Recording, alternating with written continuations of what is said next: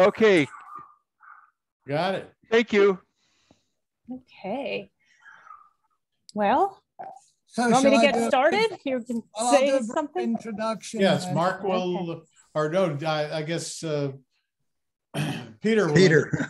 Yeah, well, I'll do the introduction because Gioia was one of my undergraduate students. I think I was her advisor when she arrived, and she spent 4 years doing research in my lab and achieved a very successful degree, went on with an NSF fellowship to Penn State for a PhD, and then did a postdoc at Purdue. But what was interesting about Gioia, who was from Florida, she said right from the start that she was interested in space. I think she wanted to be an astronaut, as far as I can remember. Well, she hasn't achieved quite that, but she's got as close as you can get. So she's now a project leader at the Kennedy Space Center, continuing work on plants. And so I'm calling her Talk Plants in Space, but she may do it slightly differently. So over to you, Gioia. You'll have to screen share. And yeah, okay, I'll do that. Slides. Thank you so much, Peter. Let's see if you guys can see my screen. Okay. Let's see. I'm gonna try. Okay, I'm gonna mute everybody, and then Gioia, go ahead. Okay. And, I'm gonna put it in PowerPoint presentation mode. Okay. So I'm so thrilled to be here today, and thank you, Peter and Mark, for inviting me. It's just wonderful to speak with you all. And yes, plants in space, that's what I do. Thank you for the great introduction, Peter. You know, working with you and in your lab was just a wonderful experience. I think I figured out a long time ago that I didn't have the vision or the back for being an astronaut, but I pivoted because I love plants, and I always really wanted to do this work, and so I'm just so grateful to have the opportunity that I do, and you know, hope to help inspire other students to work in this area.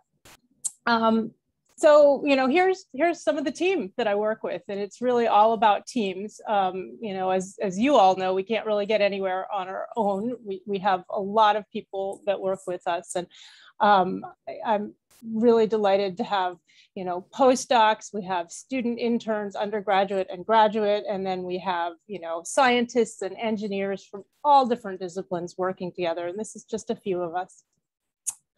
But, you know, why are we growing plants in space? Why are we interested? Why do we care? I love this picture because this is astronaut Mike Hopkins when he was on the space station a while ago, and he's showing off a Thanksgiving dinner.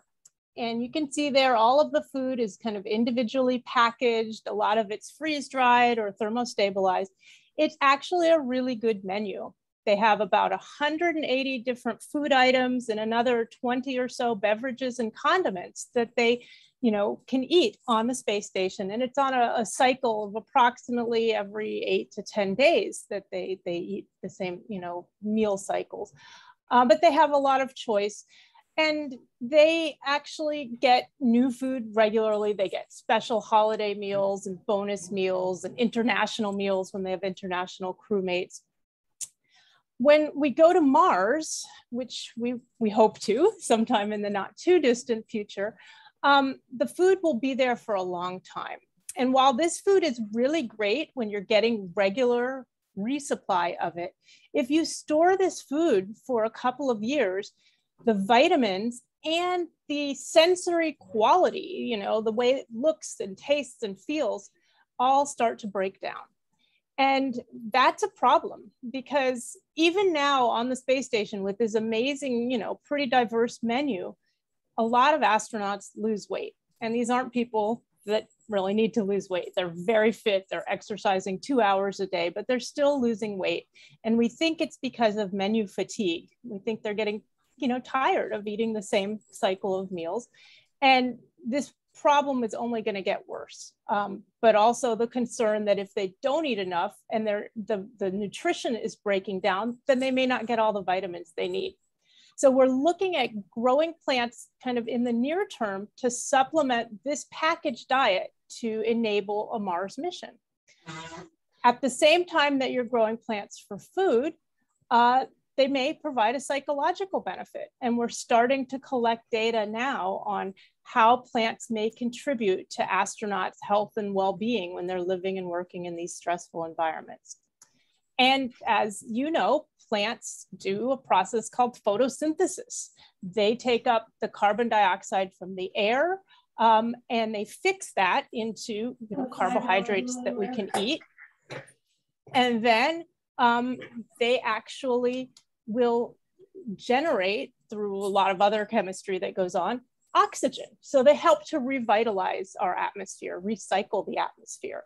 And this is really important when you're in a closed spacecraft. And then plants also take water out of the root zone, and they undergo a process called evapotranspiration, where completely pure water vapor comes out of their leaves. So they may have the potential to be a very big part of our water recycling in the future too. So a habitat on the moon here, or perhaps on Mars, might someday look a little like this artist's depiction, where we have densely packed layers of plants growing inside the habitat in the same facility that the people are living and working in, protected by this really thick protective structure, in this case, to protect from things like radiation, space radiation, or micrometeorites. We have an airlock here to prevent dust from going in. Dust on the moon is a huge hazard because it hasn't weathered, so it's very abrasive. It can cause a lot of problems with lungs and machinery. And we're growing plants on Earth today in a similar fashion, in very densely packed layers under electric lights. So these are some photographs that my colleague, Ray Wheeler, took at a training facility at the Osaka Prefecture University in Japan for vertical farming. Yeah, good. A more near-term look of what a habitat might look like and what a plant growth facility might look like, is kind of the background behind me too. Would be a module that could be launched entirely on a rocket and connected to other modules to form this space habitat. And here you might have a module that would serve as a greenhouse for growing the plants. And we grow plants on Earth like this today as well. So this is an image from the US South Pole Station.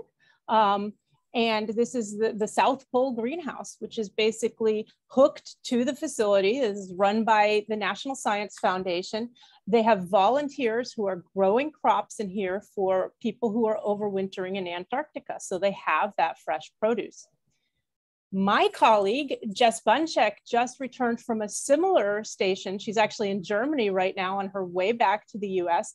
She's been for a year up at this Eden ISS growth facility, which is at the German Neumayer station. And this is a partnership with the European Space Agency and the DLR, which is the German Space Agency.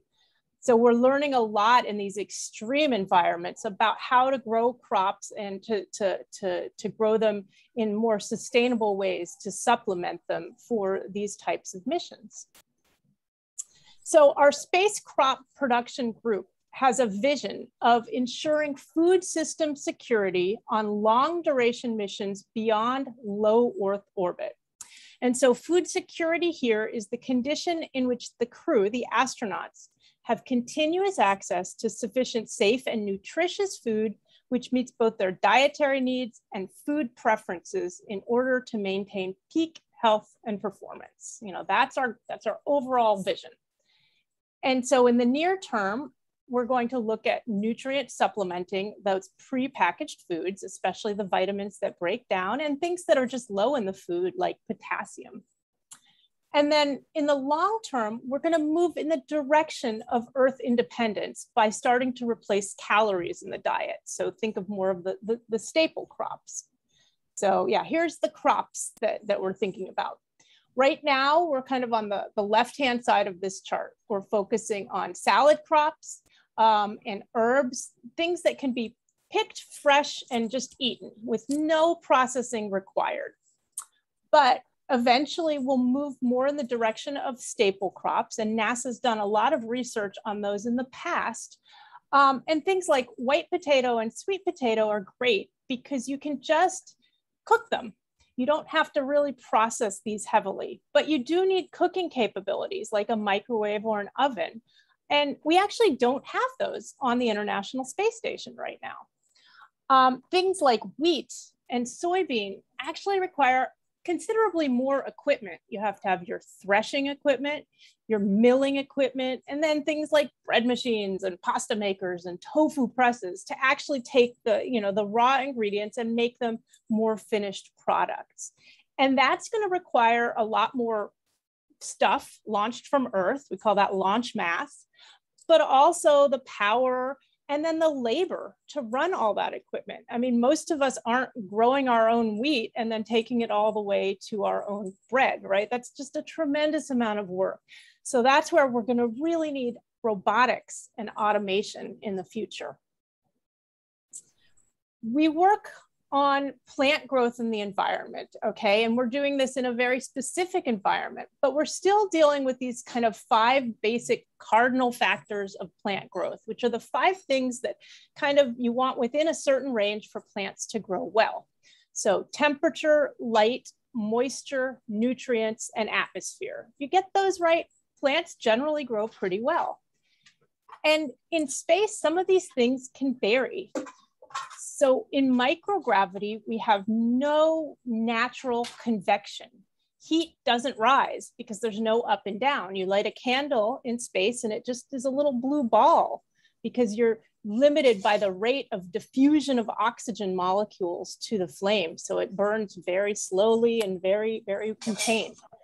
And in the same way, gases don't move around.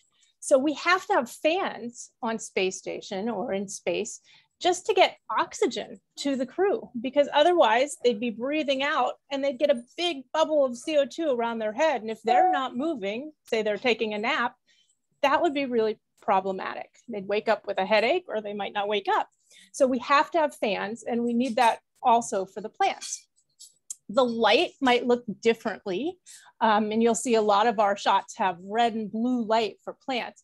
We can use the colors of light we give to get certain outputs from the plants, and we're studying that as well. But we can tailor the spectrum to try to get maybe increased nutrition or increased flavor. Fertilizer is kind of a challenge. It's a really heavy thing to launch from Earth. And so we don't want to carry everything with us. So we need to figure out how to recycle. We do composting here on Earth. We do a lot of other methods of recycling. We have to figure out what will work well in space and then how to implement it. And then water is a really tricky thing because water forms a ball and water and air don't mix well. But plant roots need water and oxygen to survive. So I say it's kind of like walking a tightrope with flood on one side and drought on the other. And our plants are constantly being exposed to one or the other in space. So we have all these challenges that we're dealing with for growing plants in space. And some are specific for like a deep space environment, like the lack of, convection or the weird movement of fluids. Some are specific for more of a surface system, like you saw in the pictures or the artist's renditions. So dust, partial gravity. The moon has 1/6 gravity of Earth and Mars has 3/8 Earth gravity. We don't quite know how that's going to work. Some things are shared, like space radiation or those hazards of micrometeorites hitting your habitat. Then we have some crop-specific challenges. How do we, increase our productivity? How do we deal with stress? How do we optimize for our environment? How do we schedule things so we get the right amount of crops at any given time? And those are just the same for Earth agriculture. But then some of these in the middle are very specific for space flight. How do we grow compact plants? Because we want them really small so we can pack the lot in. We have very high CO2 in the space environment. We have specific food safety concerns when we're living in a place where people even have trouble washing their hands well, much less cleaning their produce. So how do we deal with all these limitations and these really unique challenges? And so we're learning a lot about this on the International Space Station, which is our orbiting laboratory where we have a number of astronauts living and working, and we can test fundamental biological and physical responses, like how organisms, deal without gravity, but we can also test new technologies for future space exploration. And so 2 of the technologies that we work with are our larger plant growth chambers called Veggie, which is in the top here, and the Advanced Plant Habitat, or APH. So Veggie is a really simple plant growth chamber. It's very low power and it's all kind of manual. It has lights and it has fans, and everything else is done manually. The astronauts have to water the plants. Everything is kind of controlled. The environment's controlled by the space station. So it's more like a little garden that might be inside your house, an indoor garden. Whereas Advanced Plant Habitat is more of a plant physiology research chamber. So it has about 180 sensors and control systems. It controls every aspect of the environment, light and moisture in the root zone and carbon dioxide and airflow, everything can be controlled. And we're learning things from both of these that are helping us figure out the best ways to grow crops in space. So here's a shot of Veggie, and you can see this space station environment here. It's very synthetic. It's all cables and wires and plastic and metal panels. And so one thing I like to think about is, if you were living there for 6 months or a year, how important would it be to have a plant growing in that environment? Just from a psychological perspective of just being surrounded, it's almost like being on a really, really long airplane flight.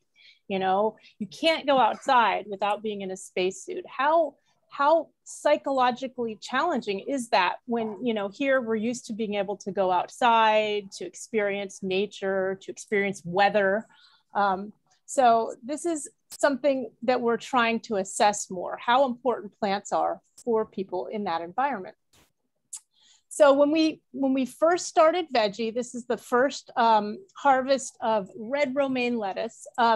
We had some challenges with the plant watering. So we always have watering challenges. We still have watering challenges. So we only had 3 really good plants here, but the other 3 dried out and died. So we learned a lot from the very first test of Veggie. And that led us to the second test of Veggie. And hopefully this video will play. So this is astronaut Kjell Lindgren harvesting the second crop. We redid the watering. We actually had much better growth. We still had 1 plant that didn't survive, but that was a hardware malfunction. We couldn't get water into that one. But the rest of them did really well. This is red romaine lettuce that he's harvesting. And from the first set, we got food safety approval for the crew to actually eat part of this second set. So they wrapped up half the produce and froze it and sent it back to Earth so that we could do food safety analysis and nutritional analysis. But the other half, they actually got to eat. We had them clean it with some produce sanitizing wipes and then eat it, which you'll see in just a second. Yeah, here it's Kimia Yue, Kjell Lindgren, and Scott Kelly toasting their lettuce leaves, because we all do that with our salad, right? And they enjoyed it. And they actually made some speeches about it. So Scott Kelly talked about the logistical complexity about having people live and work in space and the long supply chain they need, and how we have to be more sustainable for Mars mission. And Kjell is a physician, and he talked about the benefits of eating fresh food and the contribution of the plants to this small ecosystem and the psychological benefits. So all the things we'd been thinking about, the astronauts really echoed. they were so excited, they wanted to grow more. And so we had some flower seeds up there and some plant pillows, which are our little grow bags with zinnias. And we had some challenges with this one. We had ventilation problems. We had fungus grow, but we ended up having a couple of plants do really well and flower. And you can see it was a game changer. So this was Scott Kelly. He asked if he could take this plant pillow, this grow bag, out of the veggie, and he took it all over the space station. So here he is with Misha Koryenko. They were the 1-year cosmonaut and astronaut, and they took this photo at their 300th day in space. He took the flower up to the cupola, which is the window, and he got some natural light with the flower. And they even had flowers on the dining room table one night. And these were a variety called profusion zinnia. So they actually continued to make a lot of flowers. So we got 28 flowers from 2 plants. We had some other plants that unfortunately succumbed to fungus, but we were able to recover the experiment. Scott Kelly did a great job, and we just got these beautiful flowers. And here you'll see him harvesting. He harvested on Valentine's Day. He was doing some microbial sampling, and then he asked if he could make a bouquet. And he made a beautiful bouquet. I'll show you at the end. We got the flowers back as well, and we're able to save seeds and grow some additional flowers from it. So this was it was kind of a roller coaster experiment for our whole team. You know, we went from, oh my gosh, the plants are all dying, to wow, we got these amazing flowers, and wow, he made a bouquet. It was pretty exciting, but also very stressful, as you can imagine, because we're down here and he's up there and we're trying to help him solve the problems. Since then, we've grown a lot more leafy produce and veggie. And we've looked at different methods of growing, like cutting and recutting lettuce. And here's Shane Kimbrough showing that off. The same with Chinese cabbage. We sent a second veggie unit, and we started doing multiple crops at the same time, and also staggering the harvest in this experiment, so you could do kind of a continuous production scenario. We've grown a lot of different crops, including some really flavorful things like the red Russian kale or the wasabi mustard, which is a super horseradish flavor. And 2 of these were selected by students in an education outreach program that we're involved with, a tropical botanic garden. So the Fairchild Tropical Botanic Garden has a program called Growing Beyond Earth. And we have middle school students and high school students at over 300 schools around the United States helping us to select crops. They have a grow box in their classroom that mimics the veggie, and they're doing testing, they're collecting data. So it's a big citizen science program. And we get all of their data and figure out, you know, if a crop does well in Puerto Rico and Denver and everywhere in between, it may be a good candidate for space. And those are the crops that then we test in our facility. So this is kind of our army of students helping us to down select crop candidates that'll be good for space. So this was very exciting. We did an experiment called Vegio4, which was to study the impact of that light quality, the red to blue light ratio, and how that impacts the growth of the crop, the flavor, the nutritional composition, and the food safety. And you can see here some of the astronauts eating. This was Mizuna mustard. We're going to do this also with tomatoes soon. We got a lot of astronauts involved in this. You can see when they get the produce, they actually take everything out of the pantry and they make all different combinations with the fresh produce. And we were able to do the psychological surveys with the crew starting in this experiment to see how plants are potentially benefiting them in the space station environment. We also heard that the plants are really important for the aroma, and how when they open the veggie or the door for the advanced plant habitat, it's like being in the produce section of the grocery store. Apparently it smells much better than the space station normally smells. We've done some tests where we kind of had some happy accidents, like one where we tried transplanting into a plant pillows that did not grow well. These had been stored for a long period of time. And if we transplanted this plant on Earth with most of the root broken off, it probably wouldn't have survived. But in this case, with the strange fluid physics of space, it actually worked in our favor, and this plant survived. So here was the original, that was, we had 2 seedlings in there, and the second seedling was transplanted at the same time, and it did well. This was an extra dwarf pak choi.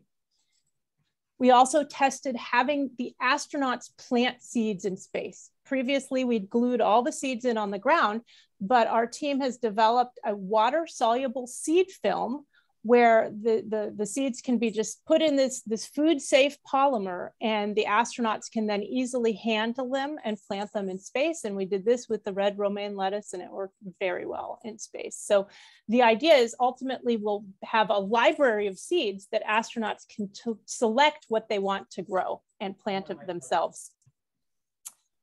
For the advanced plant habitat, we've done a little bit of crop work. So this was an experiment by Professor Carl Hassenstein at the University of Louisiana studying radishes. And he actually had the astronauts grow these, and they got permission to eat the radishes as well. They did very well.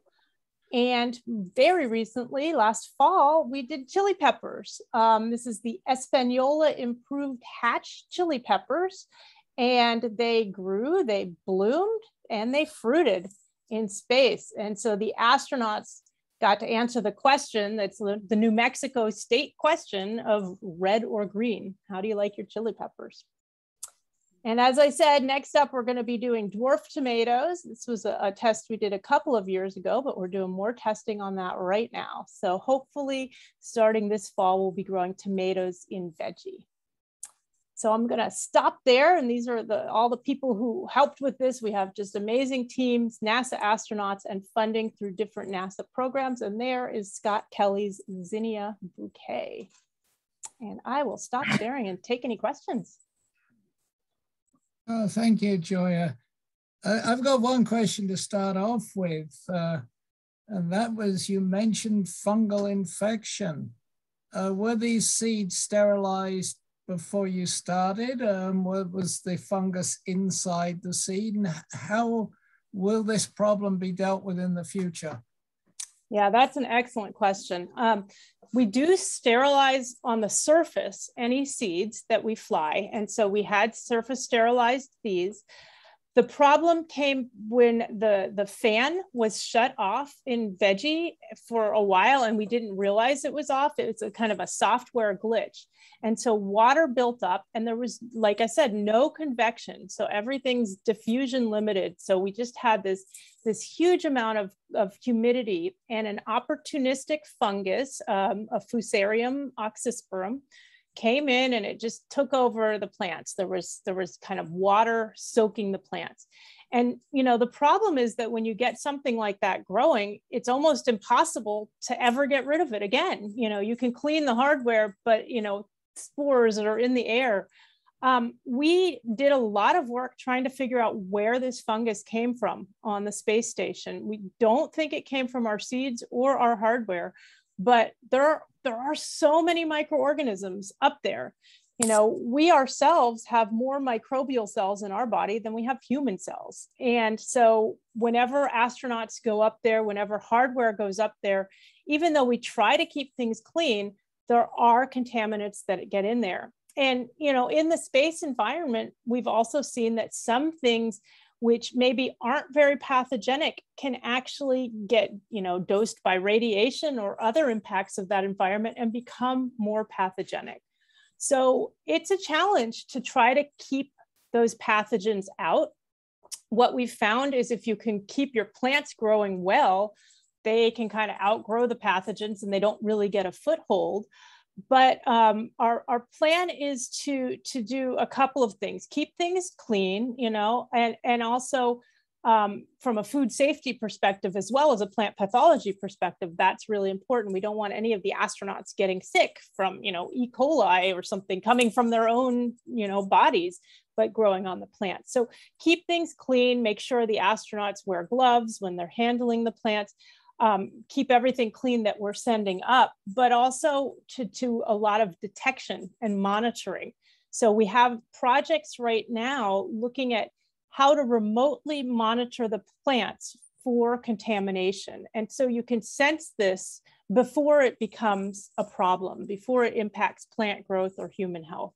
But we have our work cut out for us. We're working with the USDA on that. They have a lot of experience in spectral monitoring, using different portions of the spectrum to try to detect contamination. And so they're helping us out with this with hyperspectral and multispectral approaches. So, but it's a big challenge.